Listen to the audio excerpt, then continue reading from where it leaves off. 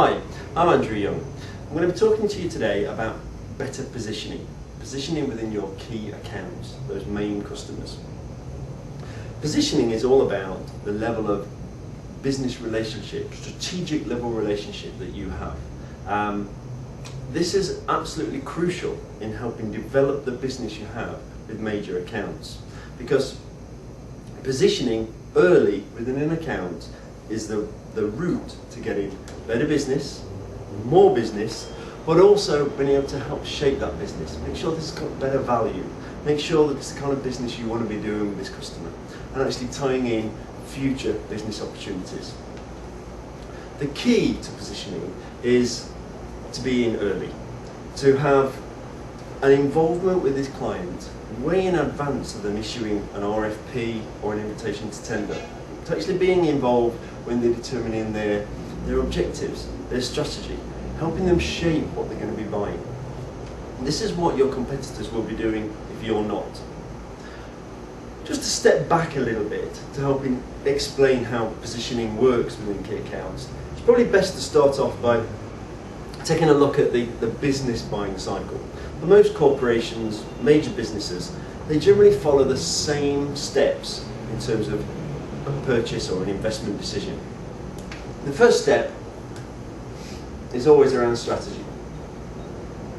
So, less a step, more of a executive operation, but it's identifying what is this company doing the next 12, 24, 48 months time. What are the strategic objectives? What are the threats that they have? What are the opportunities they have? What are the things they're going to be looking to do? And how are they going to achieve that? And the how they're going to achieve that is the next stage, arguably the first step in the procurement or the buying process, which is identifying a project. The strategy is undertaken at a very senior level. Senior VPs, the board level executives, identifying what they need. Out of that will be various projects to achieve that.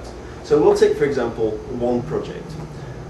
There'll be a sponsor. There'll be somebody from here that moves into this role to sponsor, to take responsibility for this project, help it get shape, making sure that it is still aligned with those objectives here, but identifying who is it, who are these individuals that are going to have to be involved internally to help shape a project. What is it we want to buy? At this phase, they don't know if it's going to look like this or look like this. But what they do know is the kind of people and an idea of the kind of effort that's going to be involved in bringing a project into an actual purchase and implementation. The next stage after the project phase is quite a long phase, probably the longest phase in the whole procurement process, buying cycle, and that is called the options phase. The client, the customer, has identified a project and they know what they want it to achieve, which objectives. However, there are endless options in terms of how they do that. They all need to be explored. So, is this something we need to design ourselves? Is it something we can buy off the shelf? Is this something which we've seen in our competitors and actually we'd like our own version of it?